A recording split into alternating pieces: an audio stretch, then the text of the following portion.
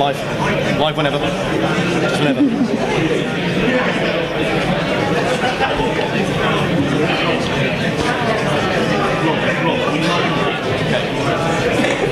Shannon.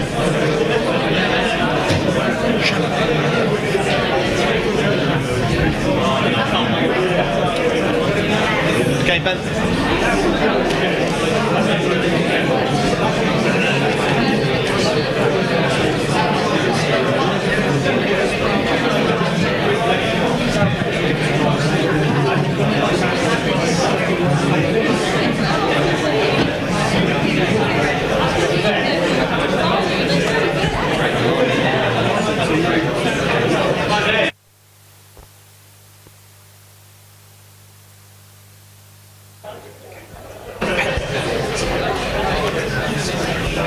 Okay, thank you everyone.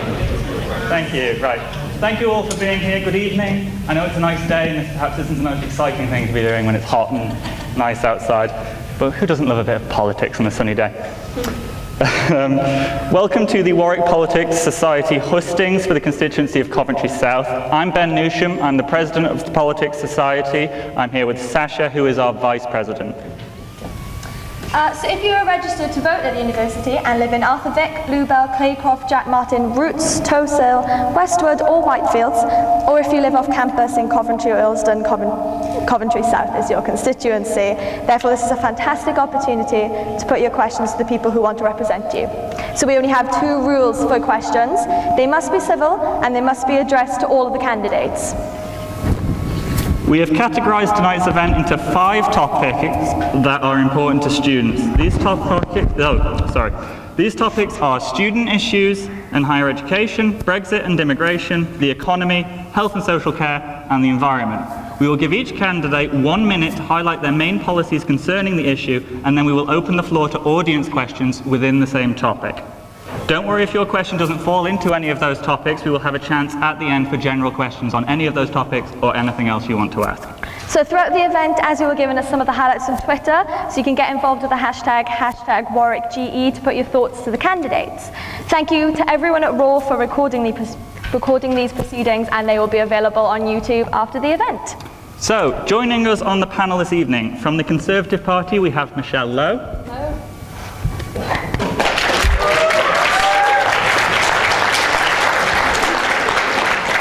From the Labour Party we have Mr. Jim Cunningham.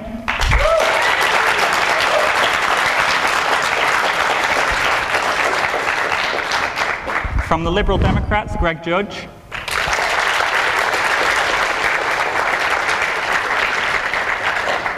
The Green Party candidate Amy Challoner couldn't make it tonight due to other commitments, and so from Coventry North West we have Stephen Gray.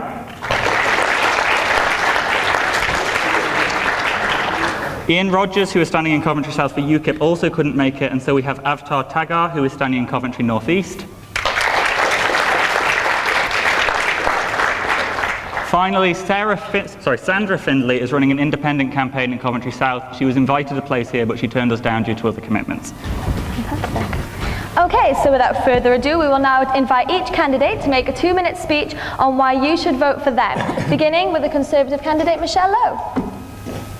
This is a historic election, and the decisions made in the next Parliament will affect every student in this room, possibly for the rest of your lives. So it is essential that the right party is elected to govern our country. We need strong and stable government to steer us through the next Parliament. You watch the news. Negotiating the best Brexit deal possible, trade deals with the rest of the world, and paying down Labour's deficit. Every vote will count in this election. If the Conservatives lose just 6 seats, Jeremy Corbyn will be the Prime Minister. We can take nothing for granted. Opinion polls can be wrong. So why should you, the students at Warwick University, vote Conservative at this election? I would argue that you cannot afford to gamble your future on voting for anyone else. A vote for a Conservative candidate, me if you live in Coventry South, will help to strengthen Theresa May's hand in negotiating the best Brexit deal possible. This will help strengthen our economy, and help make sure there are good jobs waiting for you once you graduate. Let's look at our record in government. Employment is up 2.9 million since Labour were last in power, with over 1,000 jobs created every day. Labour left Britain with a record deficit and unsustainable spending. We have cut the deficit by 2/3, and we will go on reducing that deficit, meaning you can graduate in a country that is debt-free. There are now more people from disadvantaged backgrounds going to university than ever before. With a Conservative government negotiating the best possible Brexit deal and free trade deals with the rest of the world, growing the economy and building a framework to allow businesses and jobs to flourish means a successful career for you. Thank you, Michelle Lowe. That's your 2 minutes.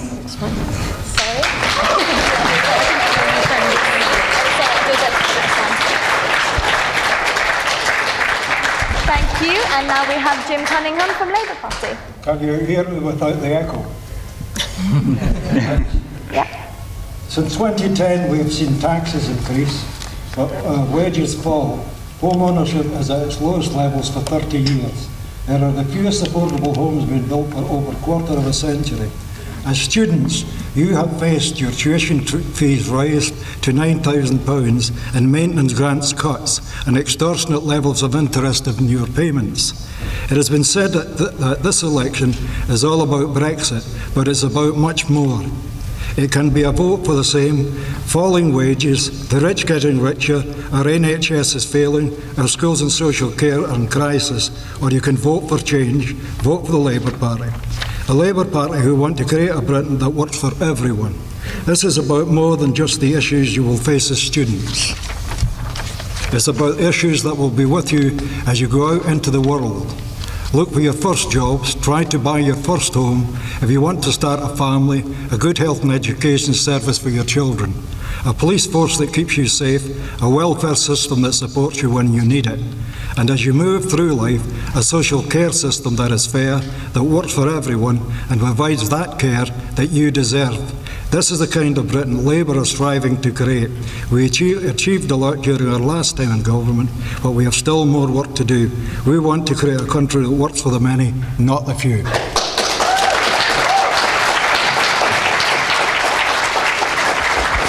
Thank you very much, Jim. Next up, we have Avtar Taggar. Hello everybody, my name's Avtar Taggar. I'm 49 years old, I'm from Coventry, and I've lived and worked most of my life here, although I've spent time working in London and overseas as well. I'm a former student at Warwick. I did an MSc here at WMG, so it's nice to come back to the place. So what do I think? Well, you've got 3 establishment parties here that have been around for a long time. At least 100 years, several hundred years. They trace their history back in some cases. So if you're happy with them, why not vote for one of these parties? If you're happy with Labour, who introduced student fees in the first place, give them your vote.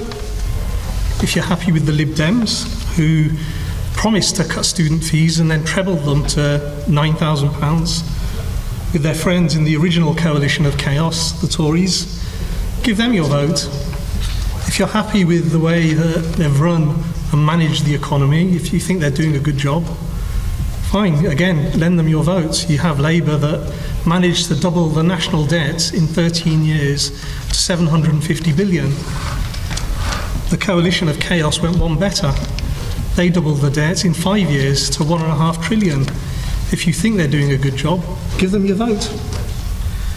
On the other hand, if you're not happy with them, and you're fed up with business as usual politics and hearing the same old promises from parties that are broken time after time, then look this way. I mean, what we promise to do is to put more money into the NHS.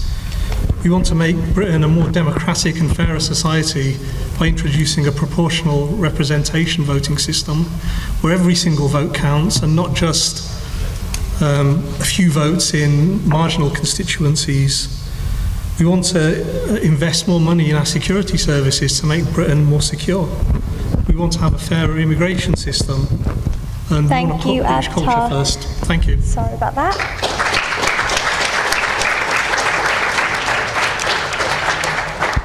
Next is Greg Judge from the Lib Dems. Thank you very much. This coming election, we are at a fork in the road as a country. This is our chance. More importantly, this is your chance as young people to actually get out and vote and change Britain's future by changing the opposition. That's right. Unlike the fundamental stance of all the other parties, we are not pitching to be the next government because we're realistic about the strength of Theresa May's team amongst the country. But we want to be the opposition. Labour has failed as the official opposition for the past 2 years, and that's why we're seeing Brexit, a hard Brexit, taking form as government policy, and most of the public, seemingly being supportive of it because they haven't heard of the disastrous effects of a hard Brexit. I'm passionate about Britain's place in Europe, not because I'm a Europhile and I want to, be friends with Brussels forevermore.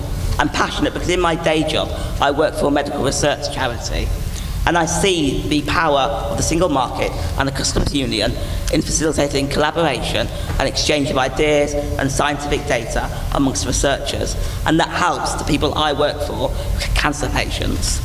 The NHS and social care depend on the EU and international healthcare professionals to keep it running. That's just a fact. I've seen it for myself when I've had to use it. It needs more funding. It is under a lot of pressure at the minute, and that is not just rhetoric and fear-mongering. It is under a lot of pressure both in hospitals and in all the other major services that people depend upon.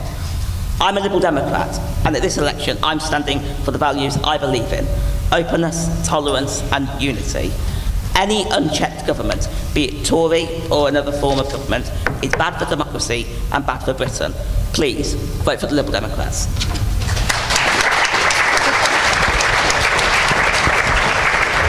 Thank you very much, Mr. Judge. And last but not least, Stephen Gray for the Greens. Our public services are in crisis. Our schools, NHS and universities have suffered decades of privatisation and underfunding. The Green Party wants to reverse all that. We're facing a dodgy Brexit under Theresa May, but the Greens would fight to protect the rights and freedoms that we currently have as EU citizens and allow you the final say on any Brexit deal. Climate change is the biggest threat we're facing, and yet we have a government that increases subsidies on the fossil fuel industry and makes it more difficult to build wind turbines. Greens would put the environment and fighting climate change as our #1 priority. And we want an economy that works for everyone, for the have-nots as well as the haves. An economy that's based on quality of life, not just how big it is. So whichever of our parties, or if you prefer the independents you want, make sure you stand up for what you believe in and vote for it. It's not a binary choice between Theresa May and Jeremy Corbyn. It's a vote for your local MP to represent you.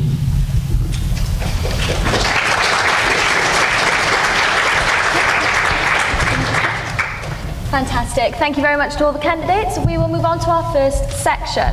Now, the first section is on student issues, and the question we're asking the parties: what will your party policies do for those in higher education? Now remember, you have 1 minute to answer very briefly, and then we'll move on to audience questions. So we will begin with Michelle. For higher education, it's important that we keep the funding coming through to higher education, which is why we have no plans to stop the student fees, which were introduced by the Labour Party under Tony Blair. It does mean that you have a well-funded university education. But what's more important than that is that if you vote Conservative, we will ensure that the economy continues to grow, and that when you leave here, you will have a decent job. And the important thing to remember is you don't have to start paying off your student loans until you are earning enough to be able to do so. And the other thing that we're doing is we're going to be investing a lot more into technical education, which may or may not affect you depending on what your degree course is. So that's the Conservative pitch for higher education. But it's more about what happens to you after you've left Warwick. Thank you very much. Mr. Cunningham? We believe education is a right for everyone. Labour will abolish university tuition fees and reintroduce maintenance grants for students. We will reintroduce NHS student bursaries. Labour will introduce 10,000 more police officers to keep you safe. More widely, to enable people to get to university, we will restore the AMA as the education maintenance allowance for 16 to 18-year-olds to enable them to stay in education, and more importantly, we'll reduce the voting age to the age of 16.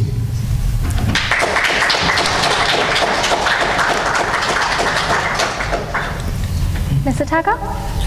Okay, what we in UKIP would do is scrap tuition fees for STEM subjects, so science, technology, engineering, maths and medicine. For the first 4 subjects, this would be on the proviso that students that graduate would work in their discipline and pay tax in the UK for the first 5 years after completing their degree. Medical students would have their tuition fees paid for, provided they commit to working for the NHS for 10 out of 15 years once they've qualified. Our long-term goal is to scrap all tuition fees when economic conditions allow.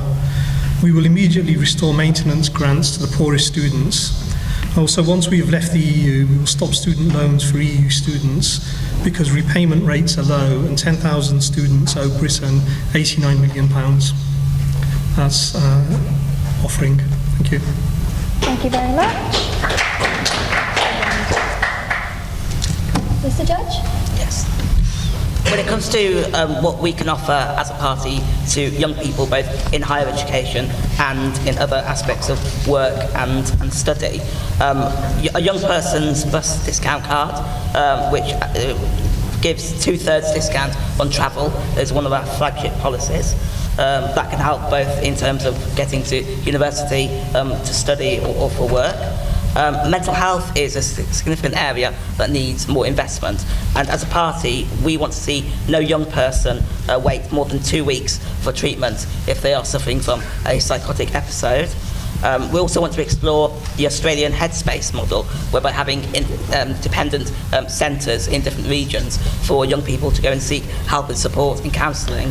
And obviously housing benefit is, well, for me, I had housing benefit while I was at university for my halls, but obviously people who are outside of university and young also depend on housing benefit, and we would want to see the cuts reversed for 18 to 21-year-olds. Thank you, Mr. Judge. And Mr. Gray? Okay, we would want to write off the existing student loans. We would abolish tuition fees, reintroduce maintenance grants as a first step towards the basic income. We would match the EU funding that higher education currently gets that will just disappear on Brexit. And we'll do a whole load of other policies that affect you as well. So, for example, we want to raise the minimum wage to a proper living wage and get rid of the age discrimination, which means that most of you, unless you're a mature student, can be paid less than somebody who's my age. Thank you very much. Apologies about the microphones, we don't really know what's going on. We will now go to audience questions. So if you have a question on student issues, if you can put your hand up and we'll get a microphone to you as quickly as possible. Okay, back. No, I can just speak loud. So you mentioned a £10 minimum wage, and there are already people who probably have that wage. So will their wages increase? Or are you just saying we're going to increase those who are having lower minimum wages up to 10? Because then doesn't that equate the levels of work you would have to put in and remove some worth from those who are already earning £10 minimum wage, not minimum wage, already earning £10 salary? Wage, yes. So is that it's student issues at the moment? But if you want to ask That's minimum wage. Was it? Yeah. Oh, you're saying that's yeah, it was about student minimum wages. So who was it first? Yeah, so I was talking about raising the minimum wage, which wouldn't affect wages above the minimum wage. In a way, you're saying that the cashier does something that's the same as someone who is already earning £10. Or a cashier deserves to eat. Yeah, exactly that.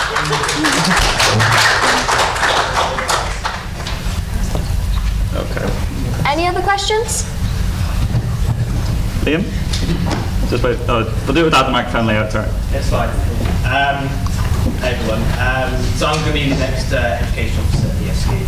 So it's a great time for everyone here. But I was wondering, how are your higher education issues, how are you costing them in your manifesto? Are they fully costed? Are education issues costed? We will start with Michelle though. Well, I think because we're not going to abolish tuition fees, they are fully costed.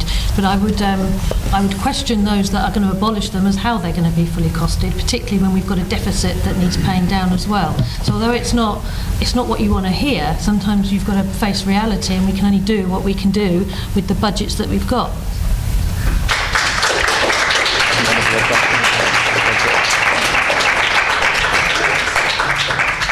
We'll go to Greg Judge now. When it comes to the school budget in particular, we want to reverse the cuts implemented by the government in the past 2 years. Looking at higher education funding itself, the settlement at present is what we want to keep with. I know the Conservative government are starting to look at, they haven't yet put it into practice, but they're starting to look at inflationary mechanisms for tuition fees. And surprise, surprise, tuition fees isn't a favourite subject as a Lib Dem anymore. Understatement of the century. But there is something to be said about a contributory factor as to how students, I pay tuition fees for my degree as well, how that can actually be factored in to how the rest of society is paying for higher education. One thing we've said as a party, which is for the next period, is we do want to review how higher education is working, both in terms of student funding and obviously funding for departments and research as well. And I think the best outcome for the moment has to be not to see any further increases in tuition fees and for the 9K to stay where it is. Okay, thank you. Jim Cunningham. We would raise corporation tax by 5%. That's how we would go about it. But coming back to a question the young gentleman asked at the back there about the £10 minimum wage, for example, you've got to remember that there's over 1 million people in this country earn well below the minimum wage, and you've got about 4 million people on what we would call zero-hour contracts that we're certainly going to outlaw. Okay.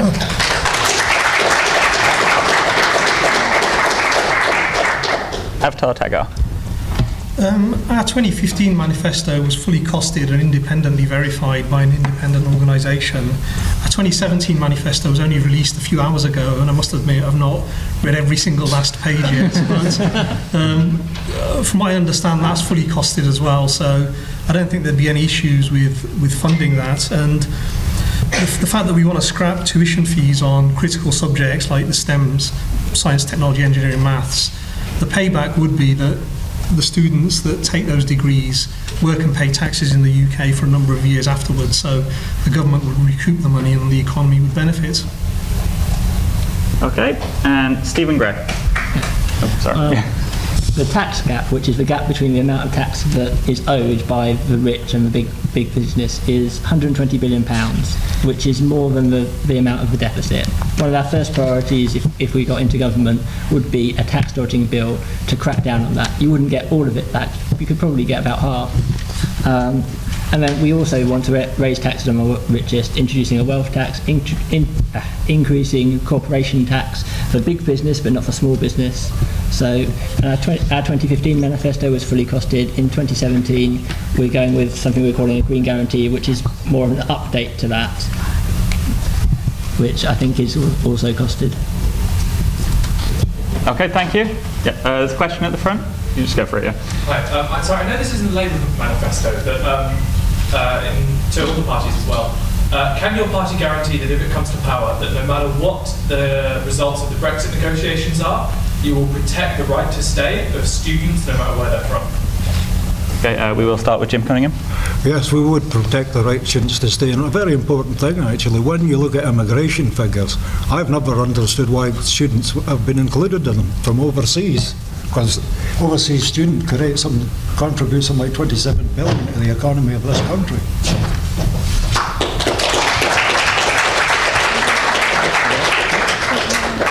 Avtar Taggar? One of the first things after the Brexit vote that Nigel Farage said was that the government should guarantee the rights not just of students but of EU citizens in this country. What's happened is the EU don't want to reciprocate and they want to negotiate about other things. We're not in government at the moment and we're probably not going to be involved in the negotiations, but we don't have a problem with that. One of the specific commitments in our manifesto is as well that all EU NHS workers will get the right to stay, without any issues. But we've called for all EU citizens to be given the right to stay that have been here, and will be here all the way up until 2019. Once Brexit actually occurs, then we don't know what's going to be in place, but certainly up till 2019, anybody that comes legally should have the right to stay. Okay, thank you. Stephen Gray. Simple yes. In that case then, Michelle Lowe. David Davis was in Coventry, the Brexit minister, a few weeks ago, and he reassured us that students would not be affected by the Brexit negotiations. We actually want to encourage foreign students to come to this country to study, so it won't affect them. And to answer Jim's question, the reason why student numbers are in the target is because the independent ONS uses the globally recognised definition of migrant, and this definition includes all those coming here for over 12 months, because unlike other migrants, international students have an impact on infrastructure and services, and that's the reason why they're included in the figures.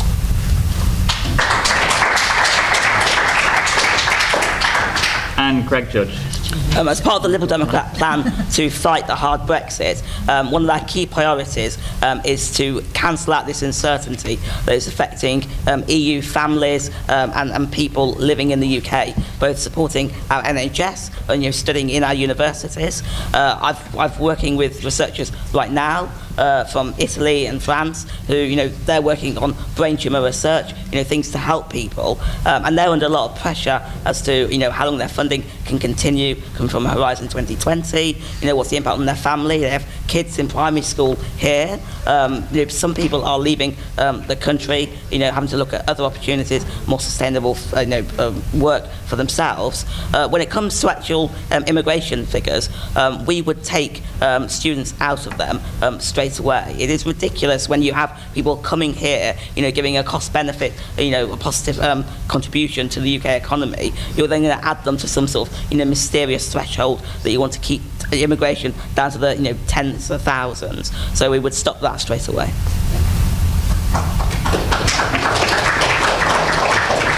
Okay, thank you. So rather than take another question on this, we'll move over to the Twitter now with Azzy. So first off, I'd like to say thank you to Warwick Tories for your reoccurring memes. We're ignoring those here. So we've got a lot of great questions. I think the first one we're going to ask is, how will your party improve technical and vocational education to meet the gap in skills in Britain? Okay. We'll start with Mr. Cunningham. Well, first of all, what we would ensure is that any negotiations that take place in Europe, for example, protects research and development, for a start, scientific technology, the development of various medicines that we're a signature in the European Union, for starters. And of course, longer term, we're investing in the infrastructure. We know that in this country, we've got to invest a lot of money in the infrastructure, and we'll probably invest something like 250 billion. So that, for starters, is what we would do. Fantastic, thank you very much. Michelle Lowe? Okay, we've already introduced high-quality apprenticeships that can be reached a degree level and beyond for 200,000 young people.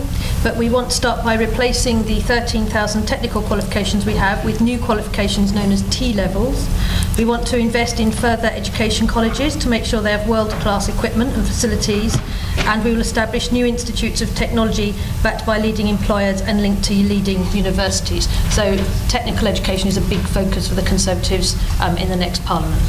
Thank you very much. And Mr. Gray? I think I've already said we want to make sure that our universities are properly funded. We want to make sure there's more and better quality apprenticeships. We want to increase the amount of money that's spent on scientific research, which will then end up, hopefully, filtering down to being that there are more, we increase the skill base there. And we also want to make sure we reorient the economy towards small businesses, which are often the places where you can actually make that increase in skills happen. You actually get, when you've got fewer large employers, you actually get worse skilled, lower paid jobs than if you have much more competition for workers. Thank you, Mr. Gray. Mr. Judge. When looking at technical and further education, the Liberal Democrats would want to see technical colleges developed into a practical solution for people when they're leaving school. For so long, further education and vocational studies, as it's always been termed, has been unloved by every party that's been in government, including ourselves to a large extent. And that needs to change radically. In government, I was pleased to see that the Liberal Democrats helped to see 2 million apprenticeships brought online. But still, I think you see a sense that apprenticeships are seen as second-rate to degrees, when that clearly should not be the case. And so we would push to see a parity between technical education and academic education. Thank you. And Mr. Taggar. You had the Labour Party that had a target of about 50% of all students going to university, and to be honest with you, we would look to scrap this and not encourage it. It was ridiculous. And what it's done is encourage students to take debt on when the graduate level jobs are not there. What we would want to do is push people into apprenticeships and try to emulate the German system.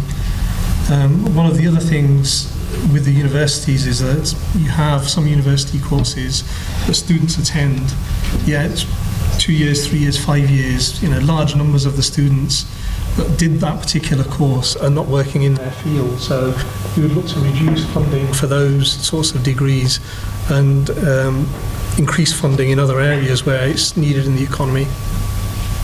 Thank you. Okay, thank you for each of those answers. If you do have any more questions on student issues, there is a chance at the end for general questions where you can ask them then.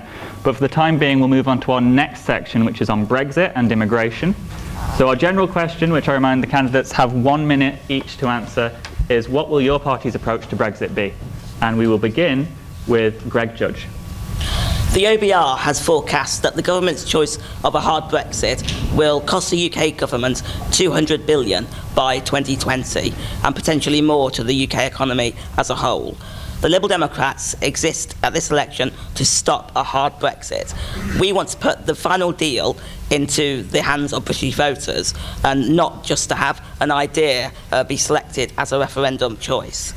We want to remove students from the official migration statistics, as I've said previously.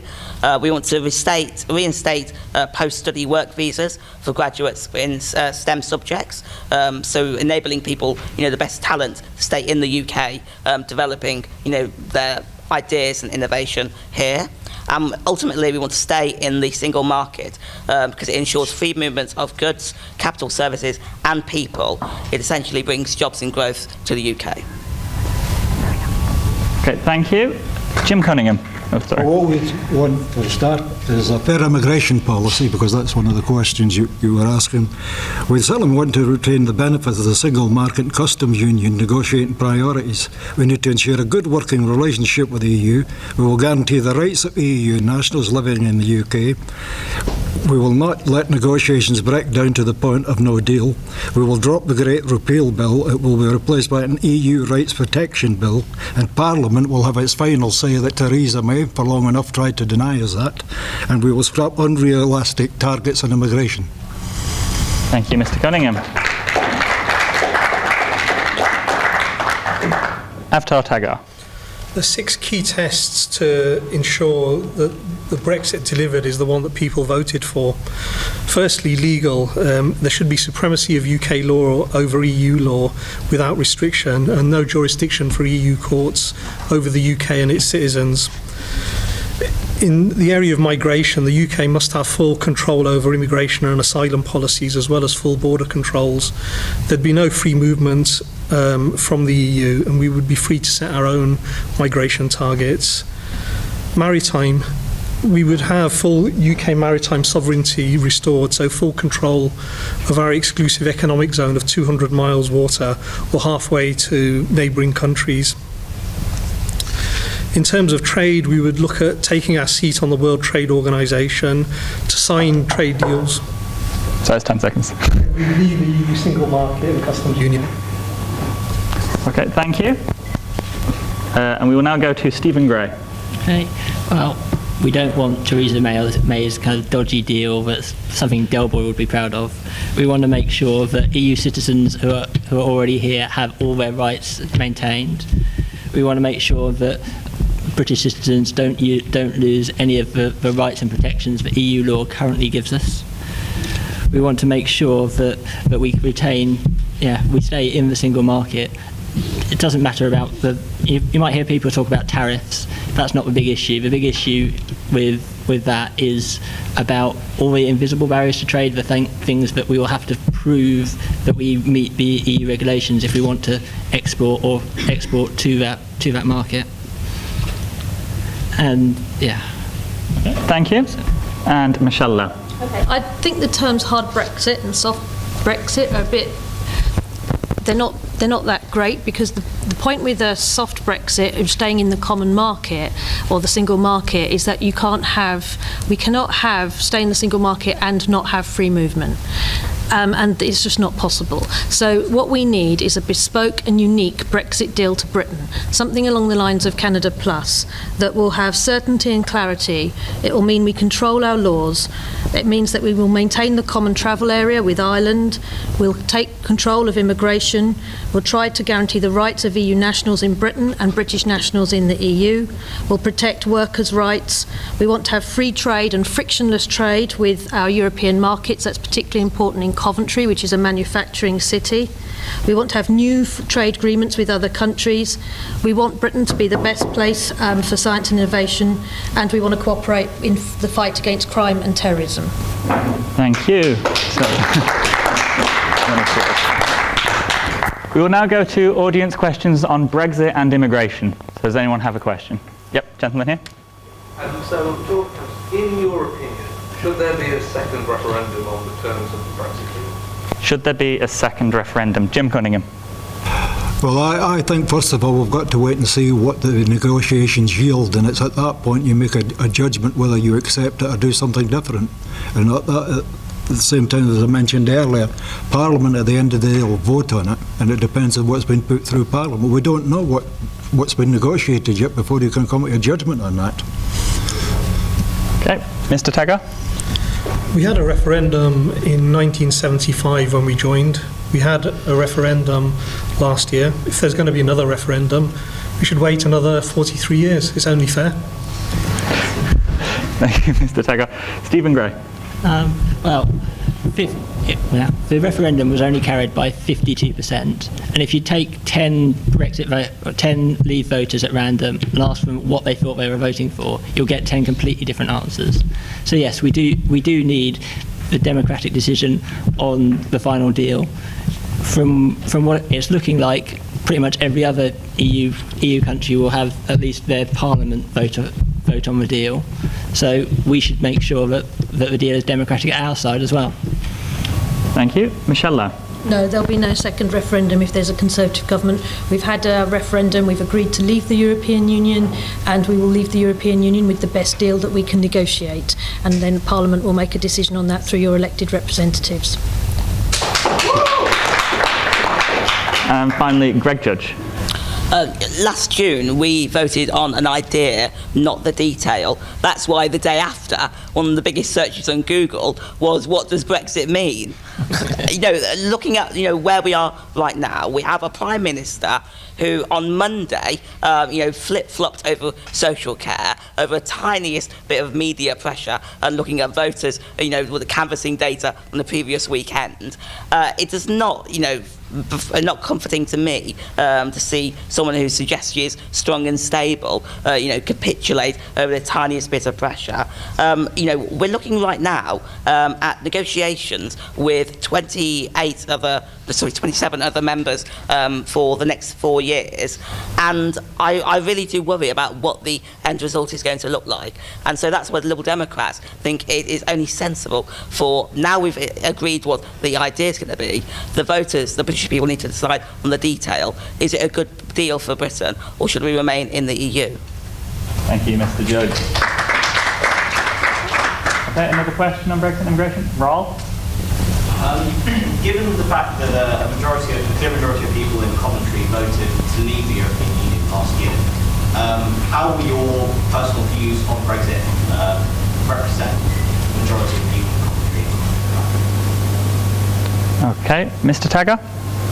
Well, I voted to leave, and that was why I got involved in politics, was because of the EU issue and sovereignty. Once we've got sovereignty back, then we can make our own decisions, whether it's trade deals, whether it's immigration or anything else. And, you know, I'm more than happy to represent the majority of people in Coventry that did vote to leave. Okay, Stephen Gray? Well, I think Coventry, well, we don't have the detailed breakdown in Coventry of which constituency voted which way, but we think that Coventry South probably voted Remain. But yeah, I'm standing for Coventry North West, which probably voted for Leave. But I'm quite clear about, well, if I'm talking to people in my constituency, I'm quite clear about the reasons why I voted that way, and that I want to make sure that the whole process is made accountable.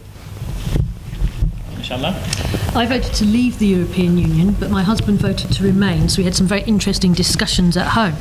But the point is that although the leave vote won, it did win by a small majority, so we do have to take into account the views of those that voted to remain, which is why it's important that we continue to protect workers' rights, that we have this free trade frictionless deal with the European Union, that we make sure that we continue to cooperate on science and innovation, crime and terrorism, so that we have as much cooperation with the European Union as we always have, because we are still in Europe, even though we may not be members of the European Union.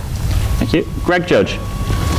You know, looking at you know, where we are right now, Coventry South reflects much of the country, really, in as much as it voted both half and half.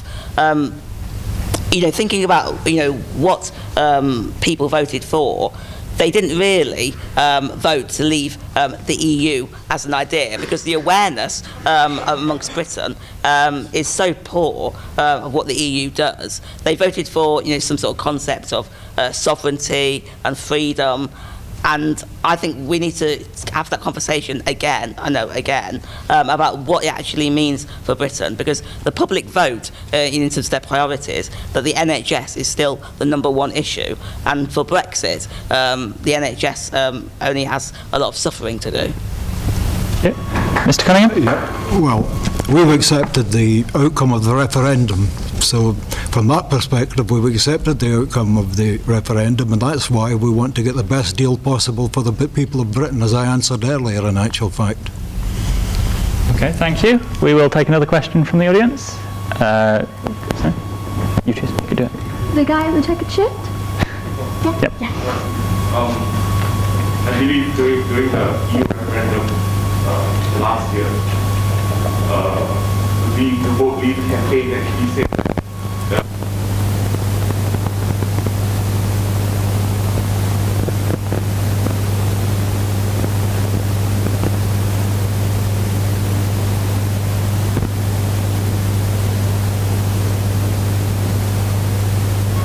Conservatives and UKIP have now said that they want to cut the migration target even.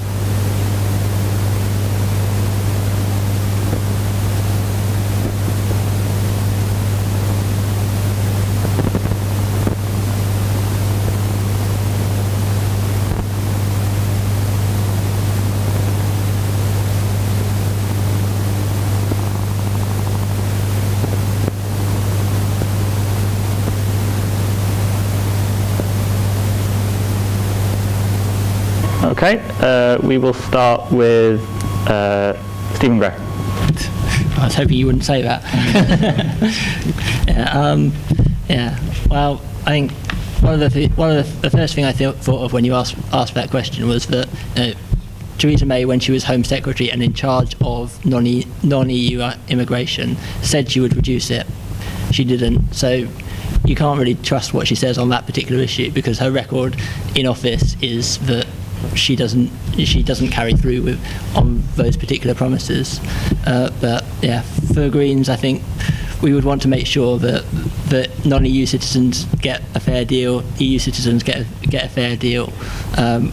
We don't want arbitrary restrictions on immigration. That just does not work. Thank you. Michelle Lowe. First of all, for people who are already living in this country, none of this will affect them. So that's the first point.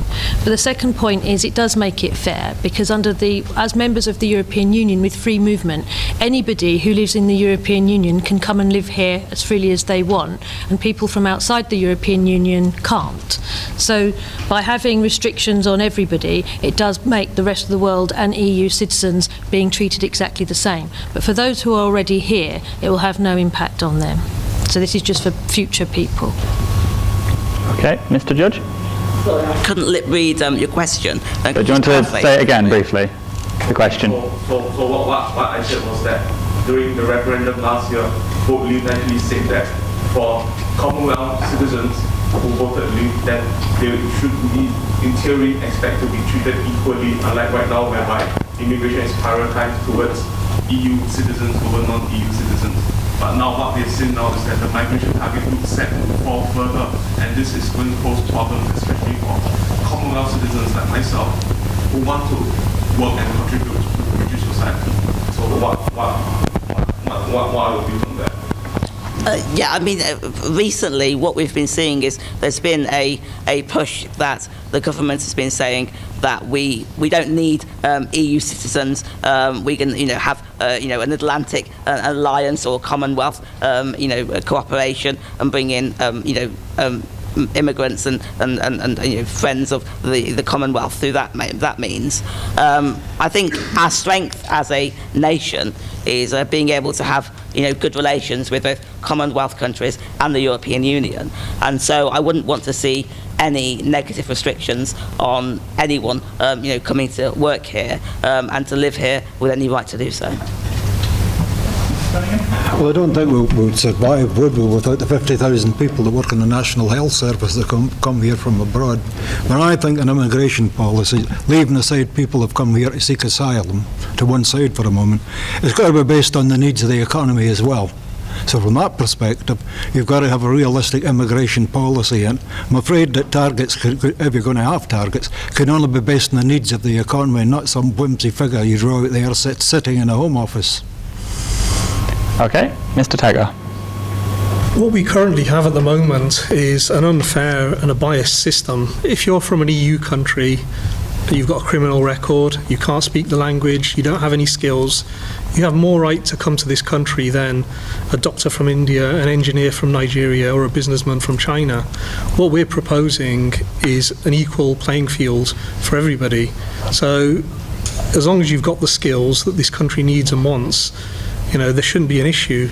In terms of numbers, the whole point of leaving the EU was to have control. So whether that means 100,000 people in a year or 10,000 people in a year, the point is that we control it and not the EU, or rather not the EU, where there isn't any control whatsoever. Limitless numbers of people can come from the EU, and because of that it's been made harder for non-EU citizens. So our proposal to have a level playing field is the most fair and the most ethical. Thank you very much. We are going to go to Twitter. Well, our Twitter is bustling. More memes than last time, which is fantastic. I think one question that keeps coming up is, why do you think your party leader is best placed to negotiate the best deal for the UK? Fantastic. We will start with Mr. Cunningham. Well, I think that Jeremy Corbyn's certainly got trade union experience and trade union negotiations from that point of view. He also sticks to what he believes in. So he was involved in negotiations. The agenda that he would set out, you can bet your bottom dollar Jeremy Corbyn would go through hell, tide and high water to achieve that agenda. Now that's talks from a position of strength. On the other hand, the Conservative leader seems to flip-flop. Look at the national insurance proposals, and look at the recent proposals in the manifesto on the old age people's social benefits, for example. So it shows she can flip-flop from time to time, and that's not necessarily a strong leader. Thank you very much, Mr. Cunningham.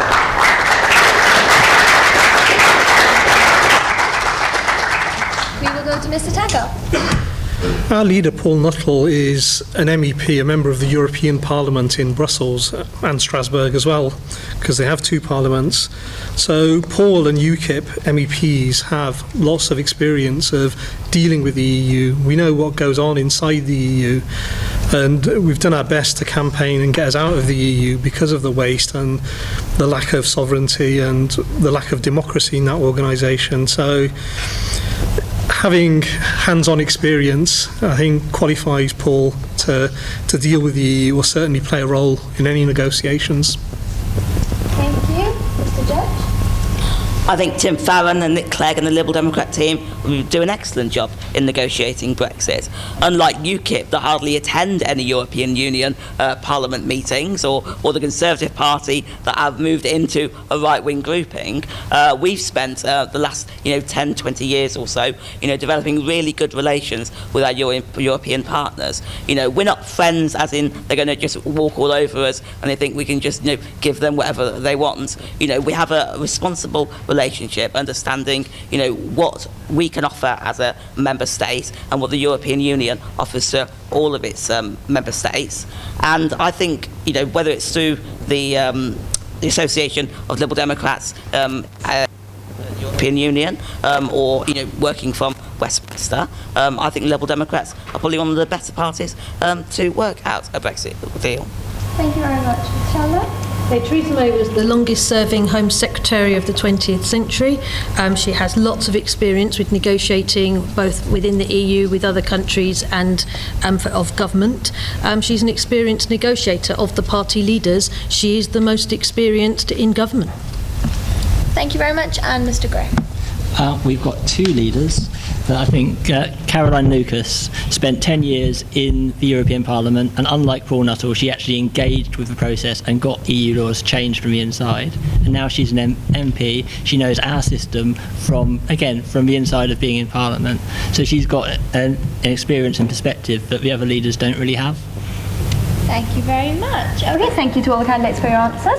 We'll move on to our third category, which is the economy. And our question is, why are you the right people to manage the economy? We will begin with Mr. Taggar. Well, because we're not the people who trashed it and crashed it. We want a return to sound public finances, and we'll tackle waste in the public sector and try and improve the economic legacy that we pass to future generations. We'll support deficit reduction from any future government, and we oppose wasteful spending like HS2. One of the things we'll do is cut down on corporate tax dodging and make multinationals like Starbucks, Google, Amazon and the rest pay their fair share. EU laws and frameworks allow for this, and it's legal. UKIP have fought against this and the terrible TTIP agreement. TTIP's been criticised by trade unions, charities, NGOs and environmentalists, and UKIP have consistently opposed and voted against it in the EU Parliament. We'll also lower the cost of living by scrapping VAT on fuel bills, some of which goes to the EU. We'll also look to abolish the TV licence over a 3-year period, and that will save families another £147 a year. Thank you. Thank you. Mr. Judge? The Democrats have a really good record on the economy in the government. We raised 2 million apprenticeships since 2010, over 3 million people out of income tax altogether, and we brought the deficit down by nearly 50%. 2 years the Conservatives have now governed by themselves, and they've let the deficit target slip by nearly 10 years. That now won't be eliminated till 2025, possibly at the earliest they may slip again.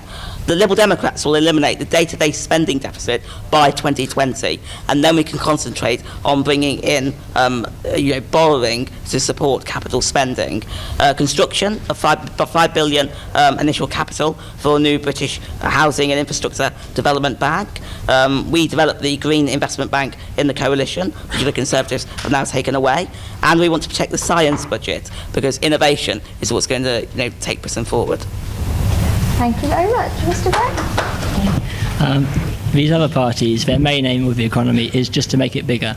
But Greens know that it's not how big it is, it's what you do with it. The fact is that...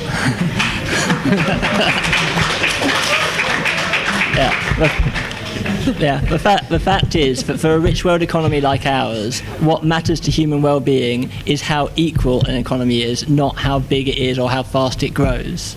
And that would be our main priority on the economy, to make sure that it works for everyone. We would make sure also that we refocus it towards the small businesses and green technologies that are absolutely the essential future to weather the storm of climate change and Brexit. Thank you very much, Ms. Lowe. Unlike the economy that Labour inherited from us, we inherited an economy in a complete mess from Labour, and they were the fiscally responsible ones. They left Britain with a record deficit. We've now got that deficit more or less at levels before the world crisis now, so it's at sustainable levels. We've created nearly 2.9 million jobs, that's 1,000 jobs every day. The economy is now growing faster than most other advanced economies. We've now set out an industrial strategy to build on that economy. So basically our record on the economy is strong. We make the tough decisions in order to make sure that we can keep that deficit being paid down. And I think we stand by our record on the economy. Thank you very much, Ms. Lowe. And Mr. Cunningham. I think we must respond first of all to the suggestion that somehow a Labour government crashed the economy. It actually started in America with the Lehman Brothers, and some people went to jail, and not the bankers in this country. Let's be fair about that. And if we hadn't have borrowed at the levels we'd have borrowed, a lot of people in this country would have been on the poverty line, particularly pensioners. So let's get the record straight. In relation to the economy, we would certainly create a national investment bank, because we certainly think that we've got to do something about investment in this country. We think investment's been falling behind, and we certainly introduce a national transformation fund to invest in transport, communications, energy systems, new technologies, science, rail expansion across the country, and of course we would have an industrial strategy of 60% energy comes from zero carbon, and we certainly resource those. We'd meet the 2030 OECD target, and 3%, we spend 3% on research and development to achieve those targets. And of course we would also create a national education service. Thank you, Mr. Cunningham.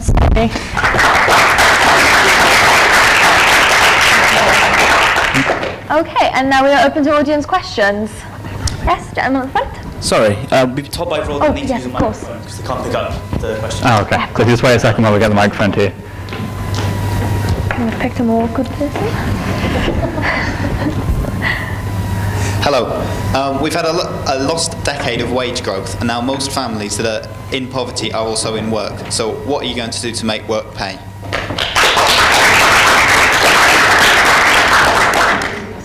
We'll start with you, Mr. Cunningham. Well, I certainly will do. In relation to that, as already indicated earlier, we're certainly going to eliminate zero-hour contracts. We're certainly going to expand the nursery service, because I think a lot of families can't afford the nursery charges that's charged, and as a consequence of that, they very often find that the jobs are not there that they want, and they're not necessarily the skilled jobs that they want. So that's part of what we'd certainly do to help families, particularly families on low wages, and of course, as I've said earlier, we'd get abolish zero-hour contracts, and that people would have proper contracts. Thank you very much. Michelle Lowe? 3/4 of the jobs that have been created are actually full-time jobs, and we're also going to increase the minimum wage. But zero-hour contracts, no school in this country could function without zero-hour contracts, as supply teachers are on zero-hour contracts, and so are dinner ladies. So I think you've got to be a bit flexible with zero-hour contracts. The point with those is we've got to make sure that they're not abusing the system. Thank you very much. Mr. Graham? I think I already mentioned that we want to increase the minimum wage to match the real living wage, which actually reflects the cost of living. We want to make sure that we rebalance the economy towards small businesses, which again create better quality and better paid jobs. And on zero-hour contracts, yes, we want to ban them, because if it's worth the hassle of drawing up a contract, surely you can at least guarantee a small number of hours. It's just, the way they work are just really exploitative, and we don't want companies to be able to exploit you and your future jobs. We want to make sure that that normal people like you have a good deal out of it. Thank you very much, Mr. Judge. One of the big successes in the coalition government was being able to raise the personal threshold for income tax. I said previously it took over 3 million people out of income tax altogether, but it also brought down the income tax bill for over 26 million people as well. We would want to finish that job in government to actually continue raising that threshold to possibly £12,000 or £15,000 and actually enable people who are doing entry jobs and low pay jobs to retain that money for them. Thank you very much. And Mr. Taggar? One of the things we would look to do is to raise the personal tax allowance to at least £13,500. So that would be how much people could earn before they started paying any tax. What that allows is people to keep more of their own money. One of the other things that you can't get around is the fact that immigration has depressed wages, where you've got a massive oversupply of labour in the market, several million extra people.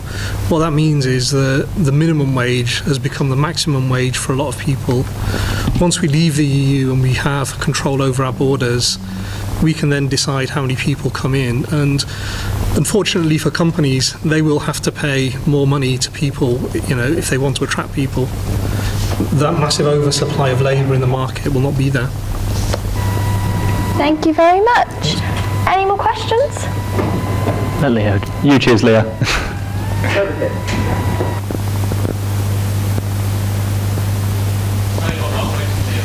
It popped up on our iPad a minute ago that Warwick GE is actually trending in Coventry. So thank you very much, everyone.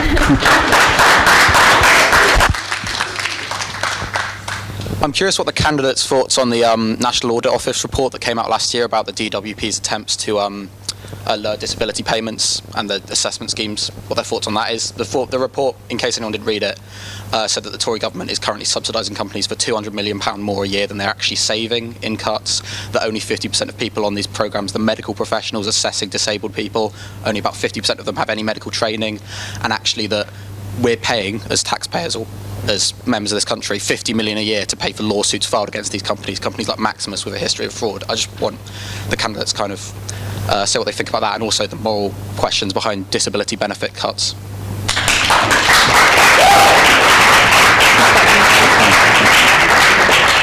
Michelle? Okay, we'll start with you, Michelle. Thank you. Some disabled people actually do want to work, and I've been in a Twitter conversation with disabled people who actually feel that by encouraging them to work, they actually feel worth, and sometimes just having disabled people on benefits doesn't make them feel that they've got worth. So I think if everybody has got a contribution to make to society, they should be encouraged to make that contribution. And that was the whole point of the disability thing, was to try to make sure that people weren't playing the system, and that those who can work should work. But obviously if there are abuses in the system, they've got to be looked at. And if I was elected as the Member of Parliament and there were any abuses in Coventry South, I would take those up. Thank you very much. Mr. Gray? Well, the whole way the system has worked under the Tories, and before that the coalition, has just been a complete, total and utter disgrace. We've had people who've been classified fit for work who have terminal cancer. It just does not work. We should be changing the system back to being assessed by your GP or your specialist as to whether you're fit for work, rather than by a company who is under pressure to certify as many people unfit for work as possible.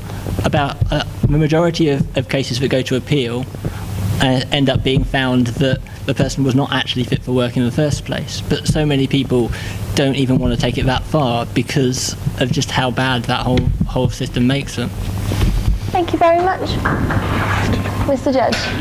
When it comes to outsourcing of government services to any private company, there needs to be a proper value for money test that they need to pass. And if any service is found not to be doing that, then their contract needs to be recalled and it needs to go back out to tender.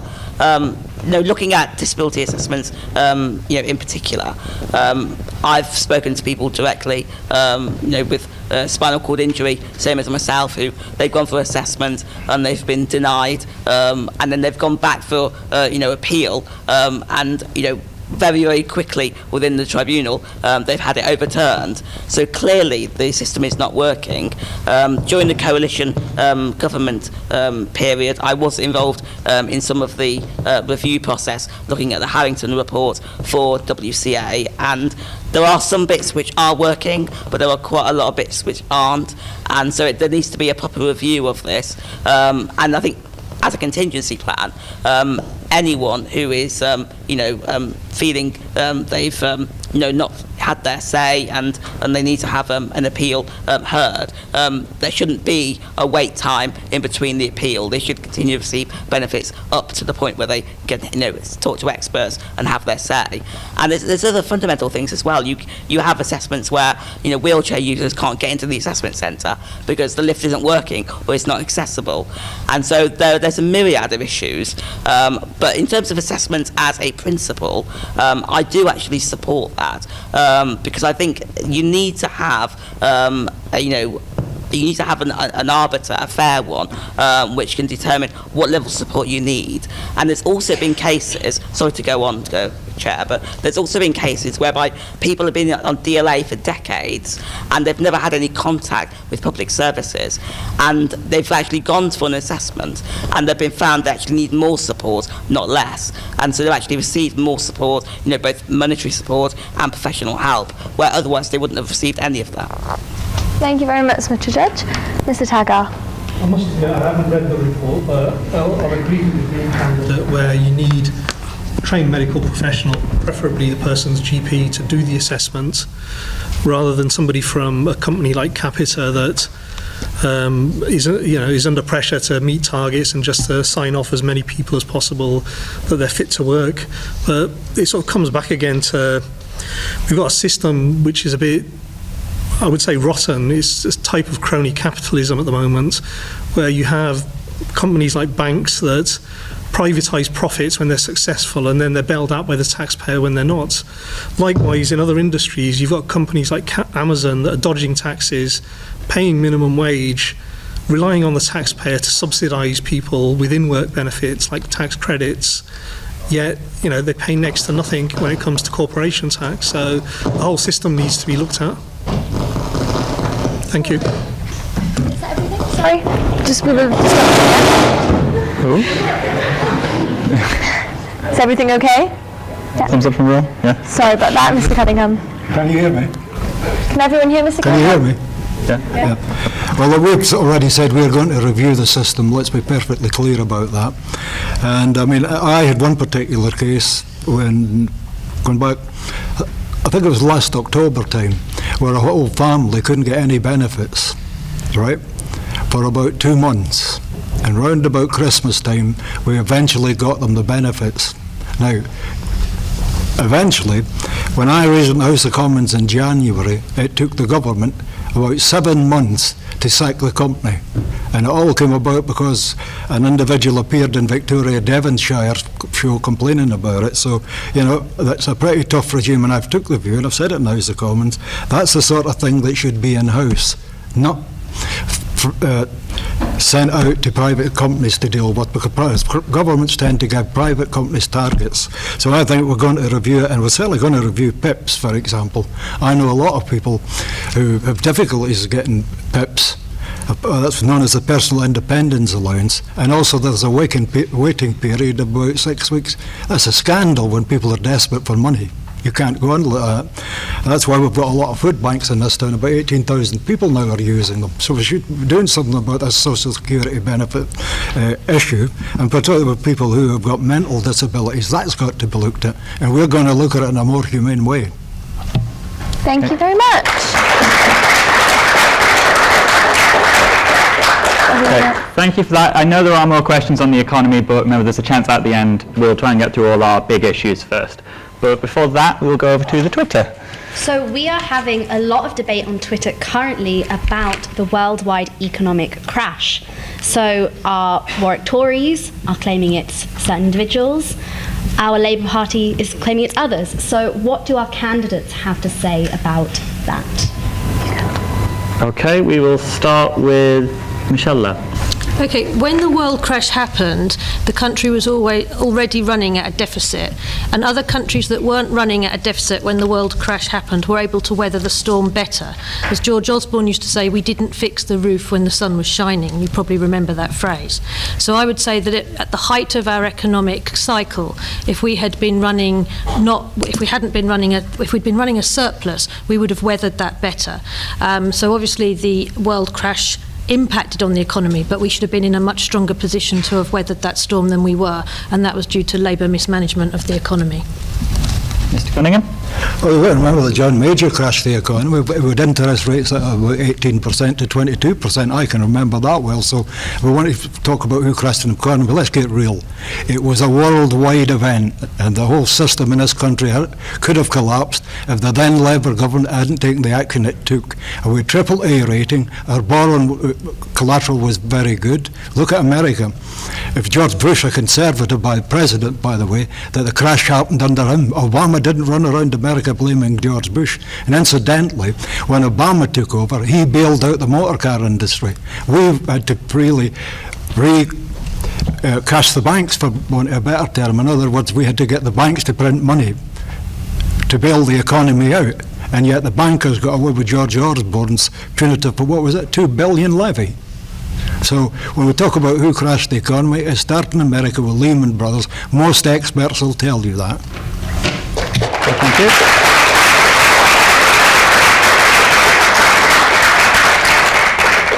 Mr. Judge. You know, we look at, Labour, saying it was the US, or the Conservatives saying it was Labour. Let's not forget that, under Tony Blair and Gordon Brown, that government deregulated financial services with George Osborne pushing them to go even further. We have to be realistic here. Gordon Brown, on the shining city on a hill sort of speech, he tried to say he could, get rid of boom and bust. You just can't do that. The world economy goes through a cyclical process every, so often. And economists right now are taking away Brexit for a moment. They are predicting that the global, economic mechanism as a whole is due for another recession in the next 5 years. Hopefully it may not be as significant as the last one, but with Brexit now being an issue for Britain, depending on how the negotiations go and how that affects the value of the pound and the stock market, how are we going to fare should we be fighting Brexit and the next standard cyclical recession comes in as well? I don't know the answer to that, and I don't think any of them do either. Okay, Mr. Taggar? There's a saying that success has many fathers and failure is an orphan, and unfortunately these politicians from different parties all want to claim success, but when something goes wrong and it's their fault, they don't want to take responsibility for it. They talk about a worldwide crash. Well, the Australian economy didn't crash, the South Korean economy didn't crash. In parts of the US, Texas, their economy didn't crash. The reason they didn't crash was that the government administrators there weren't splurging money like it was going out of fashion. That's the simple fact of the matter, is that Labour doubled the national debt in 13 years, and then whilst I can't blame the coalition for doubling it again in 5 years completely, part of the problem was that there were spending commitments left by the Labour government that they had to fulfil. I mean, Liam Byrne, when he left office, left a note for his successor to say, the money's all spent, there's nothing there. So, it sort of sticks in the craw a little bit when politicians don't want to take responsibility for their actions. Okay, thank you. Stephen Gray.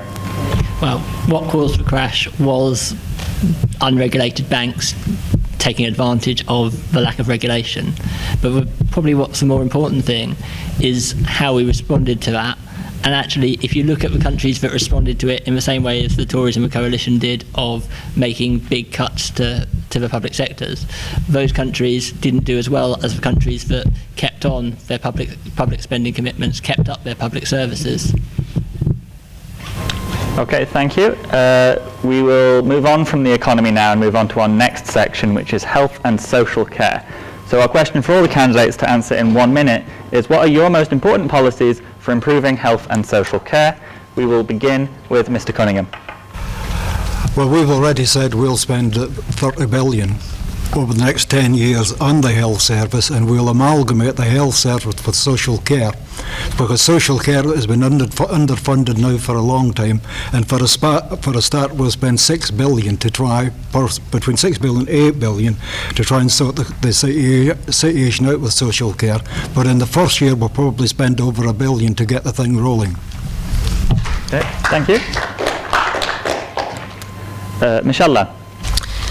Okay, obviously we've gone through a period of austerity, but the NHS is one budget that we have protected, and we are committed spending another £10 billion in the NHS, spending more on mental health than ever before, and giving an additional £2 billion for social care. So most other public sector parts of the economy have received a certain amount of cuts, but the NHS is one of the protected budgets, and we will continue to protect that budget. We've also got more doctors and nurses looking after patients, and more mental health professionals treating patients than ever before. Thank you. Stephen Gray. Okay. Well, our main priority on this is undoing the privatisation that's gone on under Labour, Coalition and Conservative governments over the last 4 decades, making sure the whole thing, the NHS, social care is all properly funded, making sure we spend a lot more on mental health, which is a major problem, but also not just spending on dealing with health and social problems once they arise, but making sure some of them don't happen in the first place. For example, policies to cut down on air pollution. Across the West Midlands, it kills about 3,000 people every year, which is a ridiculous number of people to. So we want to make sure that we encourage things like walking and cycling and make our cities friendly for them, and in that way reduce the number of people who have health problems or mental health problems. Okay, thank you. And Greg Judge. Public health is important, but it takes too long. I work in health policy in my day job, and the NHS spending in real terms is increasing by 4% per annum. But under the Tories, the health spending has only increased by just over 1%. In 2015, the Tories said to the nation they would increase the health budget by 8 billion over the next 5 years. If you go back and look at their recent autumn statements and budgets, you'll find there's been no spelling out of how that money is going to be spent. And so they make another promise now.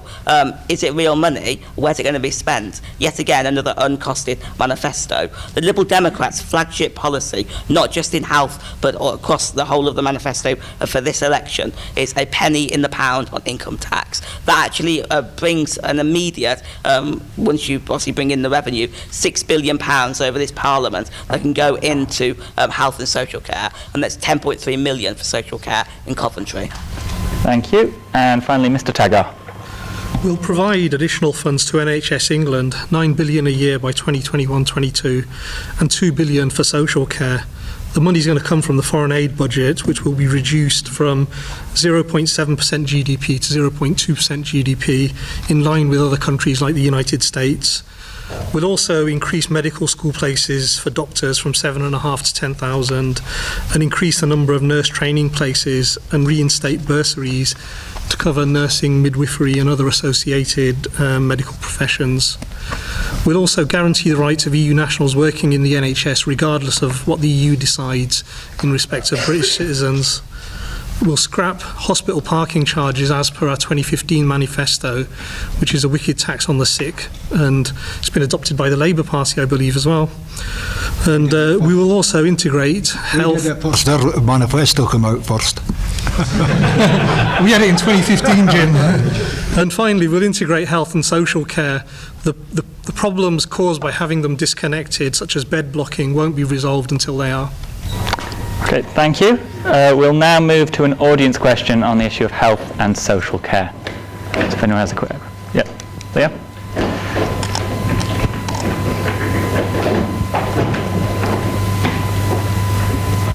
The Conservative candidate mentioned that their party will be increasing mental health services funding. how can we trust her party when? How do we know this? How could any party trust the Conservative Party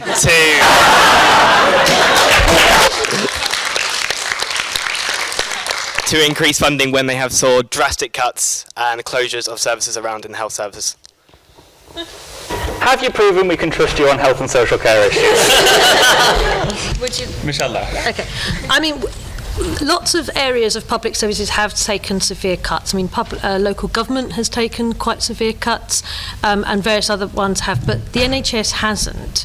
And we have protected the NHS budget, and that is in real terms. If you want to look at how the NHS could be run, you could look at the NHS in Wales or the NHS in Scotland, which has not been run as well as the NHS under the Conservative Party in England. So it is worth looking at the alternatives. Okay, thank you. On the issue of trust then, we will go to Stephen Gray. Well, we've been saying that we should be properly funding these things for a very long time. We've been ahead of Labour on opposing some of the real terms cuts that have happened. We've been saying for a long time that we need to undo privatisation, which is costing an awful lot of money. So, for example, here in Coventry, Walsgrave Hospital, the car parks aren't owned by the NHS, they're owned by a private company. They charge through the nose, and none of that money goes back into the NHS. Okay. Greg Judge? Well, the Liberal Democrats did trust the Conservatives for 5 years, didn't we? And now, come 2015, Simon Stevens has published his 5-year forward view for NHS England. Now, let's not look at the devolved nations. Let's go back to NHS England and how that's fared over the last 2 years. We have A&Es in crisis with, A&E staff, working, God knows how many hours. Social care is now suffering because there's not enough capacity. Even the hospice network is struggling because it has a waiting list it can't even deal with. And so what we need right now is an immediate 1p on basic, higher and additional rates of income tax, because the NHS can't be waiting year after year. It needs a revenue influx this year, not next. Avtar Taggar? How can you trust the other parties? Well, they point the finger at us and say we want to privatise the NHS when we completely oppose any privatisation of the NHS. 6% of the NHS actually has been privatised under the other three parties, 1.5% under the Conservative Lib Dem coalition and 4.5% under Labour, 3 times as much. PFI was a Tory idea but implemented by the Labour Party, and it's the elephant in the room that nobody's talked about. What happened was that Labour borrowed 50 billion and the taxpayers are going to pay back 6 times as much, 300 billion. So 250 billion pounds going out of public services to private companies for profit. I think that's where the problem lies with the NHS, but they don't want to admit it. Thank you. Mr. Cunningham. Well, the one thing that people haven't mentioned yet is public sector pay. And, for example, when we speak about the National Health Service, but the public sector, we're certainly going to lift the cap on pay in the National Health Service, because if you really value the service, then you've got to reward the people that run that service. In relation to the PFI, well, you're right, it was a Tory government that wanted to introduce it.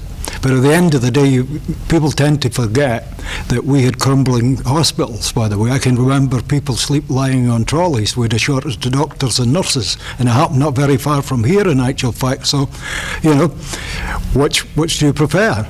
That's the question. What do you put value on human lives? I know where the value goes for me. It's not on money all the time, although you've got to be prudent. So let's be clear about that. Okay, thank you, Mr. Cunningham.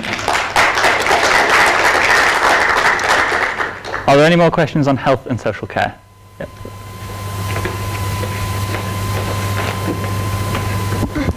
Hello. Over the past several years, we've seen a lot of problems with people who are employed by the NHS. For instance, with the junior doctor strikes and recent stories about nurses having to rely on food banks just to be able to feed their families, even despite the fact that they're employed by the NHS.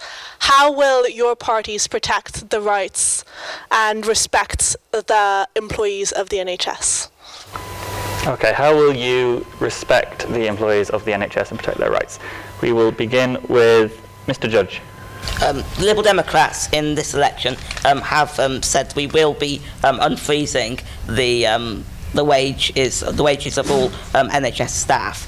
And I think that's because we have to appreciate they've been frozen for quite a few years now, and cost of living, especially inflation, is starting to take over now. So you're quite right. People are starting to feel the pain, both in their wage bill and the spending power they have. But let's also remember that going back to the BMA and the cuts that were proposed. You also had the unions playing a few games there as well. And who I feel really sorry for are the nurses and doctors who are in between the government and the unions, and they don't know who to trust. Okay. Mr. Taggar? Well, as a general point I've already made is that we want to lower the cost of living and we want to scrap VAT on fuel bills. Unfortunately, VAT was introduced as a condition of us joining the EU, and one of the things with the EU is that once VAT is slapped on something, they don't want to reduce it because it's not in their interests to. Some of our female MEPs campaigned a few years ago on reducing VAT on things like tampons because they're classed as a luxury item under EU rules. Now, once we're out of the EU, we can scrap things like VAT on those. But I'll come back again to PFI. We borrowed 50 billion and we're paying back 300 billion. That's almost £1 million for every man, woman and child in Coventry. What £300 billion is all of the revenue from North Sea oil, full stop. So that's how profligate, some of these other parties have been with public finances. And what we would do is, ensure that there's no more PFI contracts in the NHS, and the money can be spent on the staff, on medical equipment, on updating the buildings, and any contracts that are currently there, if it's economically possible or legally possible, to buy them out. Thank you. Mr. Cunningham. Yeah, well, as I said earlier, in relation to the PFI. In fact, when Danny Alexander was Chief Financial Secretary at the Treasury, I put it to him that he should renegotiate the contracts. I never got an answer on that. So I don't know whether the government even tried to renegotiate the contracts, and maybe if they did, maybe that cost would have come down, but I still say, what value do you put on human life? In relation to people's rights in the NHS, then I think we've got to have a good look at that, and one of the areas we might want to look at is collective bargaining, by the way.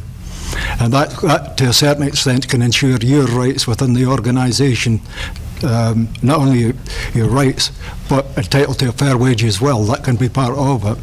But I think equally, we'll probably look at and have a good look at the National Health Service and the way it's run, quite frankly. Okay, thank you. And Ms. Lowe. Well, in order to pay down the deficit, there have had to have been pay freezes across the public sector, but we are recruiting more in the NHS. We've got 11,300 more doctors and over 12,100 more nurses. I think to address your point about nurses and food banks, I actually think one of the reasons people are using food banks is due to the cost of housing and not necessarily because of low wages. And I think we've got to increase supply of housing. We've got to increase the supply of affordable housing. And I think once you get housing costs down, that will also help people to have more money to spend on the other things they need to buy. Thank you. Mr. Gray. Yeah, we definitely need to make sure that nurses and other care workers are paid better, because it is quite a low-paid job for long hours. It's difficult. The pay freeze should not have happened. MPs didn't get a pay freeze, so that needs to change. We need to make sure that we focus the NHS spending on what makes a difference. So scrap the internal market, which allows privatisation, spend that on on more frontline staff to meet the increasing demand, better frontline administrators to make sure that the care staff, the doctors, the nurses, the therapists can all do their job properly. Thank you very much. Okay, we're going to go to Twitter. Well, first off, we'd like to respond to RAW. Not all the candidates have finished their bottled water, so don't be concerned. And we have a drinks reception afterwards, so there will be refreshments afterwards. But a big number of questions we are getting is about mental health and what are the candidates going to do first to help mental health, but also in specifically to university, as so many university students are suffering with mental health. Health has been a really significant policy for the Liberal Democrats for quite a few years. Norman Lamb, former health minister, his son has actually struggled with mental health issues for some years now, and so it's been a really, really poignant issue for him personally and for the party as a whole. In the coalition, we pushed for parity of esteem between mental health and physical health services, both in terms of waiting times and the quality of services and the funding they receive. Again, with our policy for this election, we want no young person who has had a psychotic episode or is going through a crisis to wait more than 2 weeks for treatment and diagnosis. And we also want to explore the Australian Headspace model, which has not been implemented anywhere in Europe at present, but it's about bringing mental health services and counselling to the front line where it's accessible to people, young people, where this is focused at, both in university campuses and in the residential areas where they can access these sort of support services.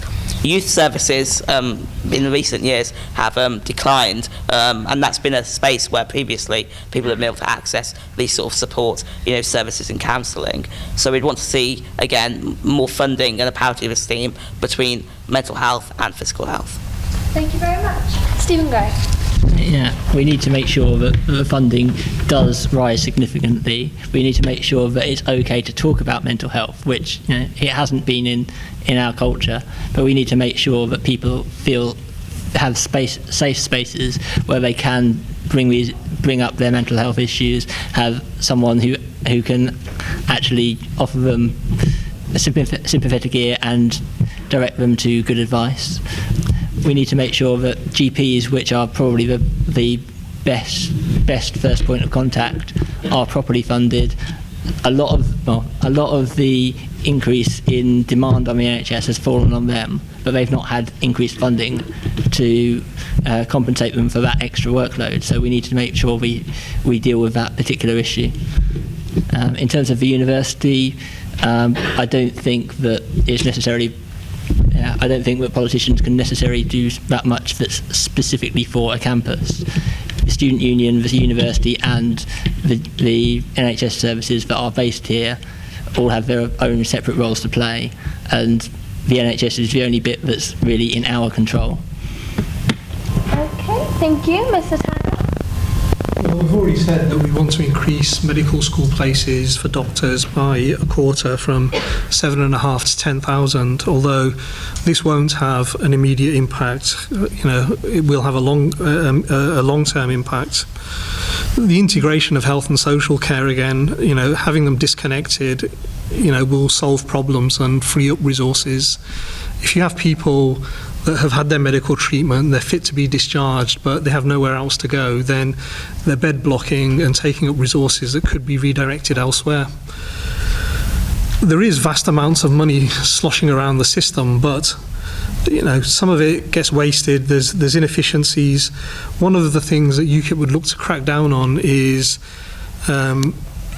those people that are ineligible to use the NHS. We would crack down on those. That's estimated to cost £2 billion a year, and we would also ensure that any money that's owed to the NHS from other countries, from other EU states, is vigorously pursued. We have 3.3 million EU citizens living here, and according to The Guardian, less than 1 million Brits living across the EU. Yet the amount of money that we receive from EU countries for medical services for their citizens, and then the amount of money we pay to EU countries for medical services that our citizens pay is completely lopsided. You'd think we would be receiving more money, but we don't. We pay out vast amounts of money more. If the NHS was a little bit more efficient, some of that money could be diverted towards mental health care. Thank you very much. Sorry about that, Mr. Cunningham. Well, I think in relation to the EU citizens coming here for any health treatments, the government can charge the EU governments for it. The problem has been getting the government, particularly national health people, to chase that money. I think something like about 400 or 500 million they could certainly get from Europe for their citizens getting treatment here. Depends on how fast governments want to pursue that. I think one of the important factors is that we've got to broaden what we call mental health illnesses. Because I think we've been looking at mental health in a traditional way and traditional illnesses, whereas I think more and more that it's becoming a wider range. And I think that's something that's got to be looked at. I think equally, because I met some carers some weeks ago, and again the carers feel that they're not necessarily being listened to. But again, we've got to come back to the point, we certainly would recruit more, certainly personnel that certainly would be trained, or trained nurses in actual fact, to deal with mental health problems. So I think it's a two-pronged thing here. We've got to look after the carers as much as we've got to look after the health staff that's got to look after the patients. Thank you very much, Mr. Cunningham and Michelle Lowe. Okay, mental ill health is a personal priority of the Prime Minister, and she wants to make sure that there's more support in every part of the country by recruiting up to 10,000 more mental health professionals. We're going to require our medical staff to have a deeper understanding of mental ill health, and trainees to get a better chance to experience working with mental ill health disciplines, and make sure that medical exams better reflect the importance of this area. We want to improve the coordination of mental health services with other local services, including police, drug and alcohol rehabilitation services. And we have a specific task to improve the standards of care for those with learning difficulties and autism. And we want to work to reduce stigma and discrimination and implement a full transformation care programme. Thank you very much. Okay. Yeah, okay, sorry. We are on to our final section now, which is on environmental issues. And our question to all of the candidates is, how do you think we can create, or your parties even, can create a sustainable future? We will begin with Stephen Gray. How predictable.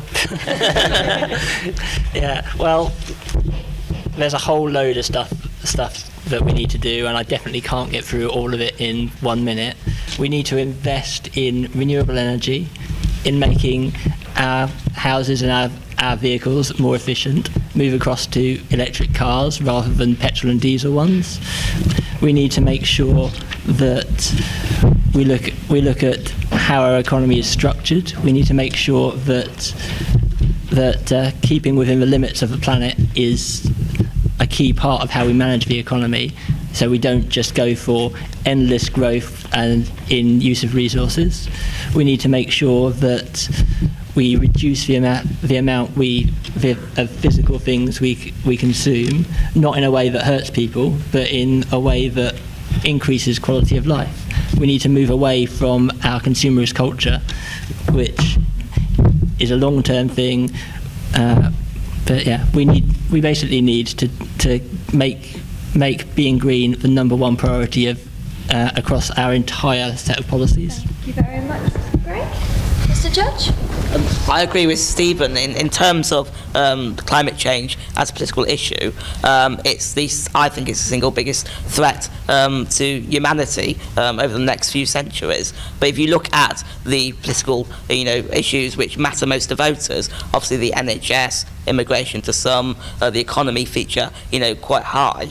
Yet climate change continues to stay right at the bottom for most class demographics. In terms of the Paris Climate Agreement, I didn't think it didn't go further enough. in terms of these targets it was setting for different nations. If we're going to make it work, which we really have to, it needs to be a robust economic model that works for everyone in society. And I think if you look at China right now, in terms of how they're picking up green energy and making that work in terms of an economy that delivers for them, that's something we need to really start working on, and we're not doing that at the minute. Thank you, Mr. Judge. Mr. Taggar? What we would do is we would prioritise brownfield developments for housing over greenfield or for agricultural land. Another policy that we would do is we would look to introduce a deposit scheme on plastic drinks bottles. 32 million a day are used in the UK, and 160 bottles per square mile litter our beaches, degrade and then harm our wildlife and sea life. Another issue, which is the elephant in the room, I've never heard the Greens talk about it, is proper immigration control. That will allow us to manage our population better. In terms of food security, these islands can produce food for between 30 and 40 million people, yet the population is now 65 million and rising. England, and I'll say England, not the rest of the UK, has one of the highest population densities in the world, higher than China, India, Nigeria, Japan, and just about any other major country you can care to mention. Thank you. Thank you, Mr. Taggar. Mr. Cunningham? Well, I think first of all we would want to strengthen existing environmental protection. I think that's very important. And I think equally we've got to continue to invest in technology and market access and innovation. And this is where small businesses come in, because very often they're the ones at the forefront of developing that sort of technology. And we've got to bear in mind there's something like just under 500,000 people working in what you would call the environmental industry. So these technologies and new technologies have got to develop further. I think also that we will introduce a Clean Air Act to tackle the legacy of illegal air quality. I think the other thing we certainly will do is ban fox hunting. That's not been touched on tonight. But I will also increase sentences for those convicted of animal cruelty and support the ban on the international sale of ivory. Thank you, Mr. Cunningham. And Michelle Lowe? Okay, we have quite a good story to tell on the environment. We are committed to leaving the environment in a better condition than we inherited it. And that's why we will continue to take a lead in global action against climate change, as the government demonstrated by ratifying the Paris Agreement. We were the first country to introduce a Climate Change Act, where the Conservatives helped to frame, and we were halfway towards meeting our 2050 goals of reducing emissions by 80% from 1990 levels. We will champion greater conservation cooperation within international bodies protecting rare species, the polar regions and international waters, and we'll work with our overseas territory governments to create a blue belt of marine protection in their precious waters, establishing the largest marine sanctuaries anywhere in the world. Thank you very much, Ms. Lowe. So in order for time limits, we will move on to our general questions section now. Of course, if you have an environmental question, please do ask it now. So yes, if anyone has any questions that weren't answered in the other sections, feel free to ask them now. Okay. Good. We've lost the microphone. Maruna.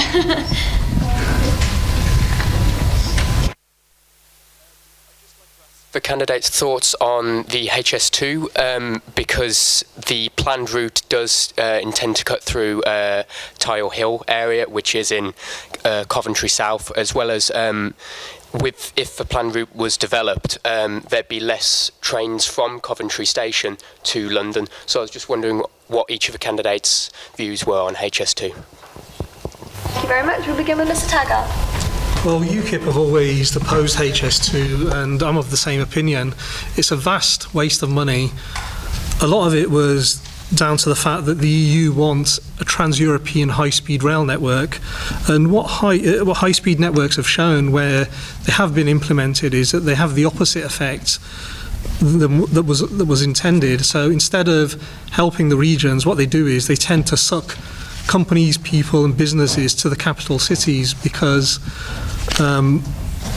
it makes more sense for them to do that. In terms of, I've forgotten what was, I've lost my line of thought now. I think rail fares, I don't go down to London often, but rail fares to places like London are expensive as they are. I think having a HS2 might be fine if you're a businessman, but the simple solution is it might knock 20 minutes off the journey. Catch an earlier train and save that money and reinvest it in the existing network. Thank you very much. Mr. Cunningham? Well, I've always opposed high-speed rail anyway. I'm on record as doing that. And I think what the real problem we've got is that when I used to be leader of Coventry City Council, one of the things that you looked out for if somebody was going to invest in the city would be, what's your transport system like, what's your education system like, what's your roads like, and so forth. And the real danger is, if High Speed 2 goes ahead, the investment that Coventry could get may well end up in other parts of the country to the detriment of Coventry, so that's one of my fears. The second thing is, as a result of high-speed rail, you may also find that the rail companies reducing the frequency of the trains going backwards and forwards to London. So those are some of the reasons why I would be opposed. And of course, and thirdly, we've campaigned against this. Rail fares are too high because successive governments have been cutting the subsidies as well. Thank you, Mr. Cunningham. Ms. Lowe? Okay, HS2 is going to happen. It's been signed off by the Queen, so HS2 is happening. Chris Grayling was in Coventry on Monday, where he said that we're unlikely to, we won't have a cut in service because by having extra rail capacity, it will free up existing rail capacity. So actually, we may have more services other than just the 3. We could end up having fast, medium, and slow services. And also, if HS2 benefits the region, it will benefit Coventry, because if the West Midlands becomes a hub between the north and the south, then that will help Coventry, because Coventry is part of the West Midlands. So we've got to make this work. We've got a mayor for the West Midlands now, Andy Street. He's confident that it will work, and I think we've got to look to the future and make it work. Thank you, Ms. Lowe. Stephen Gray? Well, I'm not sure what you mean about freeing up capacity and increasing services, because the only way HS2 frees up capacity is by taking away existing services. There is no other way to do it. HS2 is the wrong scheme. It's £75 billion roughly that could have been spent better on more local rail services across the country that would have improved rail for more people. But the most important thing about trains in general, our train companies are privatised. They take more in profit than we give them in subsidy, and that subsidy ends up actually subsidising better rail services in France and Germany, because 60% is owned by companies that are owned by those governments. So what we need to do is bring the railways back into public ownership, make sure they're ours. They will then be cheaper and more effective, because the money will be reinvested into the rail services. Thank you very much, Stephen Gray. And Mr. Judge? I'm not a businessman. I work for a cancer charity. And if you don't know what virgin toilets smell like, it's best you don't find out. I've spent too many times stuck in the doorway of one of them because the train has been so overpacked. That's the only place I could fit, like next to the toilet. I support HS2 100%. It may be unpopular. I live in Canley, which isn't too far away from Tile Hill, so on a bad day I'll probably get a bit of noise pollution as well. The rationale for building HS2 is one of increasing capacity, and I think that is a sound one. If over the centuries we said no to canals, no to motorways, no to airports, we wouldn't have any infrastructure to talk about. I think it's just a reality that we have to make sure that the government sticks to continuing all its services on the main line, because it is a case of capacity. And yes, let's get on with it. Thank you very much, Mr. Judge. More questions, please? I am one of those disabled workers that Michelle Lowe was so surprised exist. How would you ensure local companies and local institutions like the university can secure their own local companies can ensure they get sufficient immigration, fulfilling vital services, and also how can you ensure that they're not penalised unduly by tariffs? Sorry, can you say that again? How can you ensure that the local businesses won't be unduly...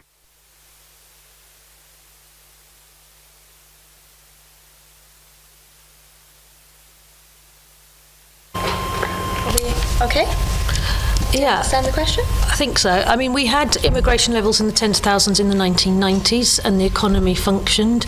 It was quite clear from the Brexit vote that free movement of people and immigration was part of that vote. So government has a duty to try to reduce immigration. Immigration is also putting a pressure on houses. That's one of the reasons why we've got a housing crisis. But I think it is important that we make sure that this country has the skills it needs, and whether that means skilling up our own people or bringing in other people with those skills. But it's very important that we protect the economy, and that will always be a Conservative priority. So we're not saying no immigration, we're just saying lower the levels to more sustainable levels. Thank you, Ms. Well, as I said earlier on, we don't know the outcome of Brexit yet. We don't know the implication, for example, for farmers. Now, farmers need labour from Europe because they can't get people in this country to do it. But more importantly, we want a fair immigration policy, and one of the strands to that policy will be the needs of the economy. And within that, we should be able to deal with that particular problem, by the way. Thank you very much, Mr. Cunningham. Mr. Taggar.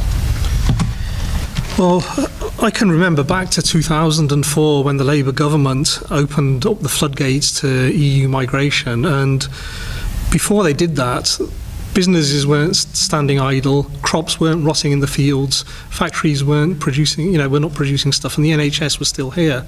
Yes, we need immigration, but it has to be properly managed and controlled.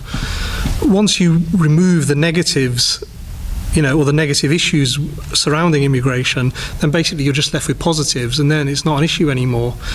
I spent 13 years working in the Middle East, and companies there have a very simple system. Companies apply to the government for visas if they can't get a local to fill the vacancy. You can work there for 2 years, 4 years, or however long the company needs you. Once your contract finishes, then you leave. It's not some sort of rocket science to get an immigration system to work. Thank you, Mr. Taggar. Mr. Judge? We live just outside of a region called the Life Sciences Diamond, where a lot of startups and young life science companies are starting to get to grips and develop that sector. And I think a hard Brexit, yes, I know, I keep saying it, don't I? I think it could really damage those sort of industries. I'm already talking to researchers who are questioning their future, struggling with getting sustainable funding for their placements and their post-grad, post-PhD postings as well. And we talk about wanting to get agricultural and different industries supported with harvesting. You've got Conservative ministers who are actually advocating, in a private capacity at least, that you get pensioners out to pick the harvest. It's ridiculous. And this election is the opportunity for us to have a second think about that and to actually look at all the issues in detail, not just in the round, not just the idea. And that's what we're offering at this election. Thank you very much, Mr. Judge. And Mr. Gray, please. Okay, the way you ensure that that companies get the workers they need, if that needs to be immigrants, is to not set arbitrary targets about increasing or reducing immigration to a particular level, because that's just not going to work at all. As for the issue about tariffs, everyone talks about tariffs as being the major issue with leaving the EU. It's not. The major problem, if we leave the single market, is that all the companies that export to Europe will then have to prove that they meet European standards on their products, whereas that's just taken for granted now. A whole load of regulation they need to be able to prove they meet, and that's a whole load of invisible non-tariff barriers to trade. That's the bigger problem than whether there's a little bit of extra money charged on exporting. Thank you very much, Mr. Gray. Okay, thank you. We'll take another question from the audience.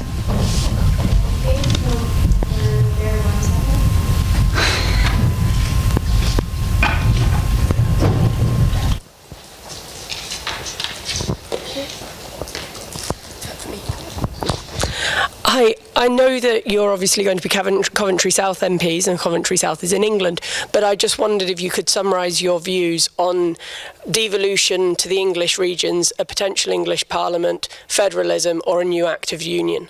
Thank you. Start with Stephen Gray. Well, I think the most workable way to sort out the mess we've got with devolution at the moment of different things in different places would be some form of regional government, preferably elected by a proportional system. The problem being that people don't have the regional identities, that they find that popular. An English Parliament, whilst it sounds good, it would just be too big. It would be competing with Westminster. It would be just as remote as Westminster currently is. So I think regional government would be the ideal way of sorting it all out. Maybe equalise the powers between those, the Welsh Assembly, the Scottish Parliament, the London Mayor and Assembly, the Northern Irish Assembly. Okay, Greg Judge. We are seeing some very interesting things with Andy Burnham as Mayor for Greater Manchester. He's actually the only Metro Mayor that has control over the health and social care budget. And so personally I'm going to give it the benefit of the doubt that even though it's a George Osborne design system, I think it has some merit. So I want to see how that works for the next 5 years and whether that could be rolled out to other regions.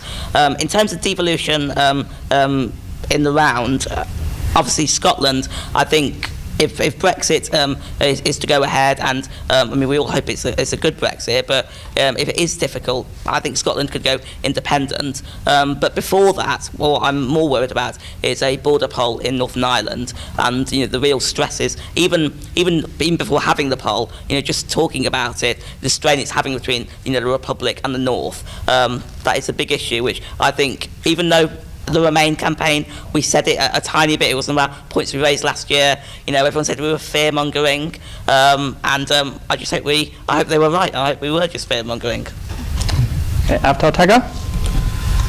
UKIP supports the idea of MPs having votes on issues that affect England only. At the moment, we have a system where you have MPs from Northern Ireland, Wales and Scotland that can vote on English issues or legislation that affects England, but the reverse isn't there. It doesn't need to be difficult or complicated. You could set one day aside a week or one day aside every 2 weeks in the Westminster Parliament and just have the English MPs vote on English issues. There's no extra costs involved at all, so it could be quite easily achieved if there was some political will there. Okay, Michelle Lowe. We're the Conservative and Unionist Party, so we're obviously committed to the union, so we don't want to see any part of the union to break away. In terms of local government, we're sort of having an organic approach to local government, so in different areas different ways of doing local government are happening. So we've got metro mayors in some areas, London, West Midlands, Manchester, etc. In other areas, in some of the rural areas, we're sticking with the two-tier local government system unless people want, if there's grassroots demand for some sort of other kind of government, either more unitaries or larger regions, but there doesn't, outside of the metro mayoralties that we've currently got, there doesn't appear to be any demand in any other parts of the country for that kind of thing.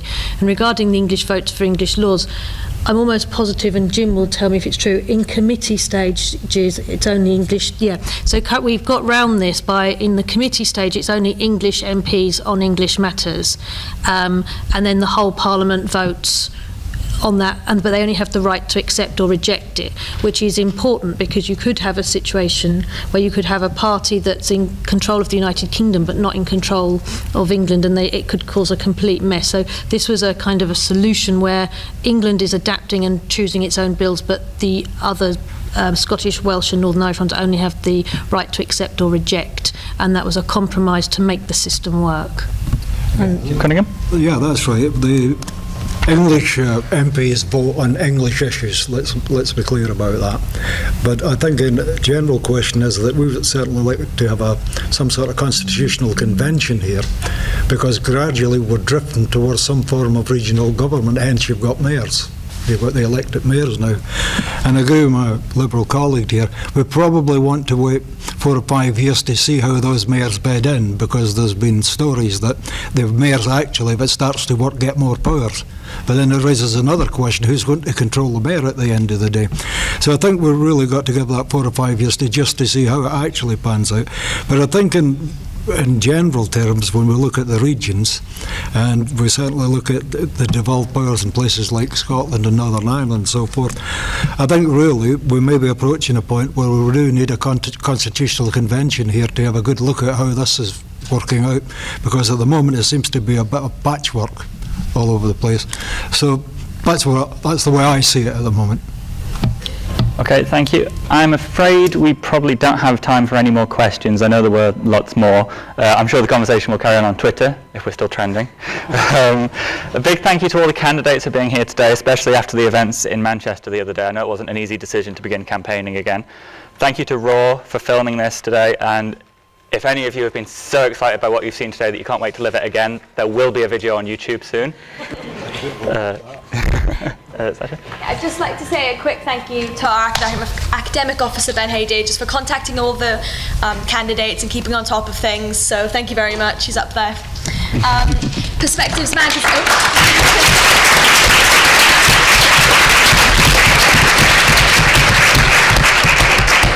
Our magazine Perspectives are doing a general election special edition that went live today, so you can see the first article. They will be coming out every single day now up until we're done. There is one from each of the political parties on campus and some independents, so have a look at those and hopefully you'll enjoy them. Oh yes, there is a small drinks reception outside, actually, some wine and non-alcoholic beverages for you to enjoy. So hopefully the candidates will be there and you can discuss with them any questions you might have personally. Thank you so much for coming. Thank you.